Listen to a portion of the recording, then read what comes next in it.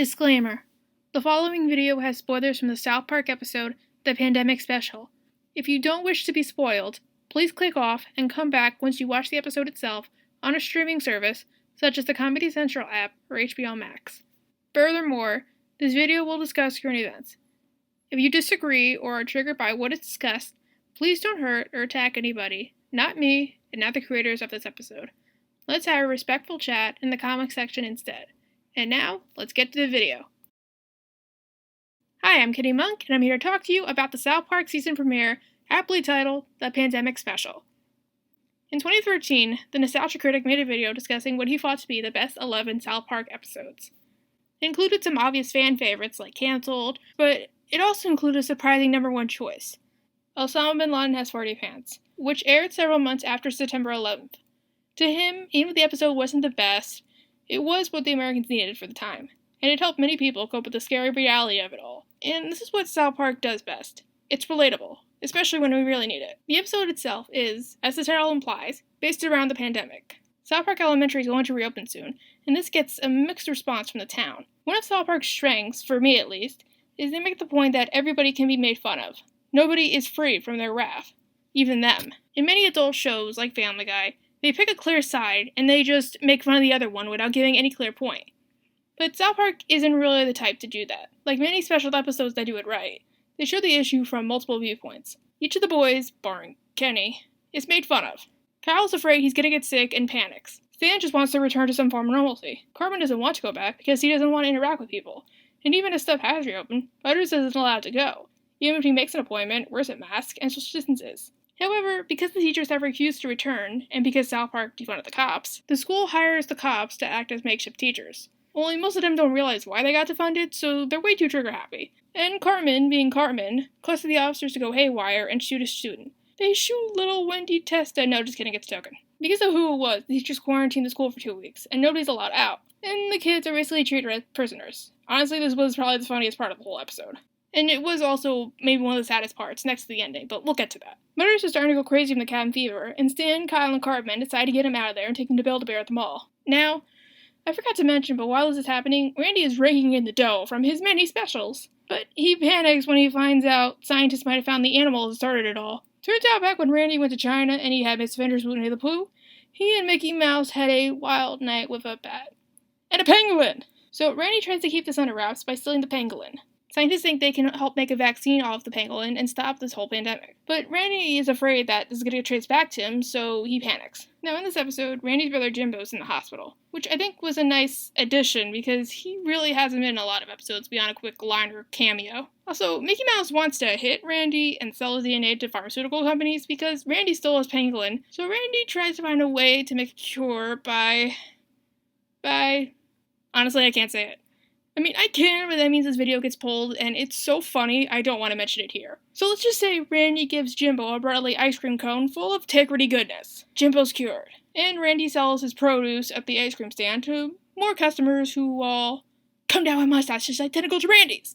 The horror. So Randy breaks out, panics. In this confusion, the boys eventually make it to Build-A-Bear. And Butters is happy to be out of lockdown. But Stan wants to make his dream really come true. Turns out he can't do it because he's 10 and he's a Build-A-Bear employee. And he's just getting more and more frustrated, and honestly, it was a little hard to watch. So eventually, the pangolin is apprehended by Cartman, and he's gonna make sure it can never do anything good, because he wants to not interact with people. For me, the best part of the episode has to be when Stan gives his big speech at the end.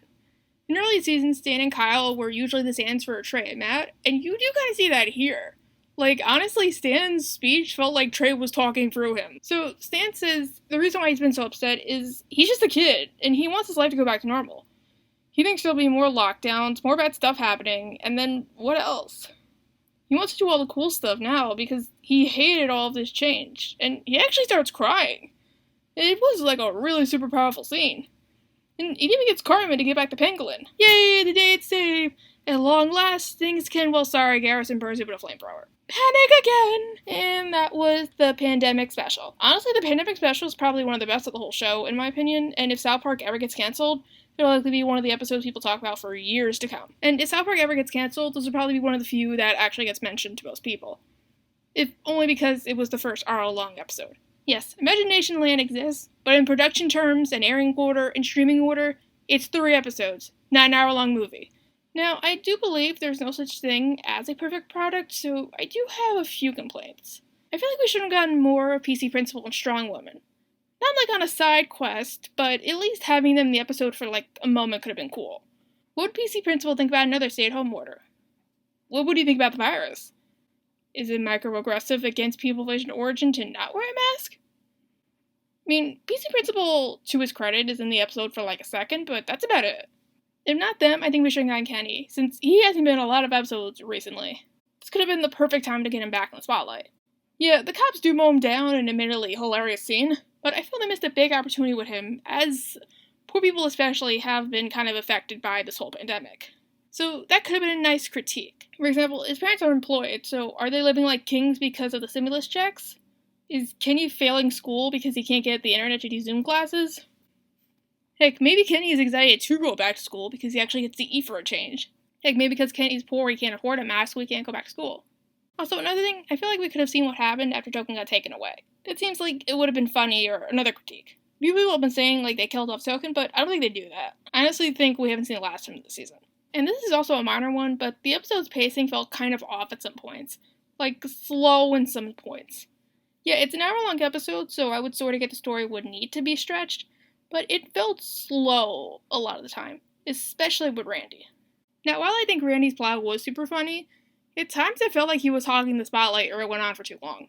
That was a complaint, like most people said last season, and I felt like they were going to try to rectify it this season, but they didn't really do that this episode.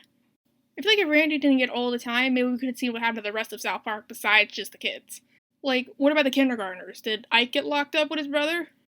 Again, and let me make this really clear, I do like Randy's plot, but it felt like he took the attention away from a lot of other characters.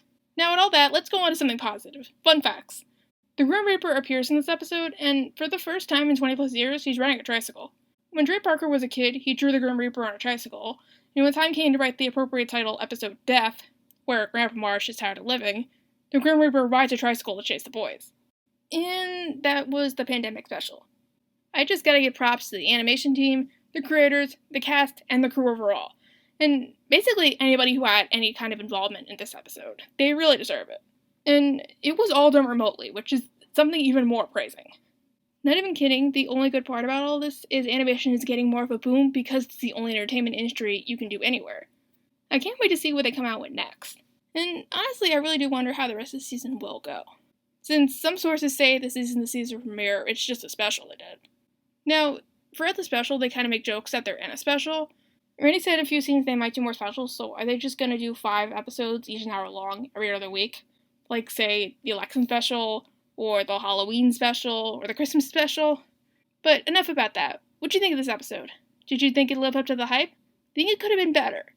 Did you agree or disagree? Let's discuss in the comments below. Leave a like and subscribe. I'm Kitty Monk, and thank you for watching.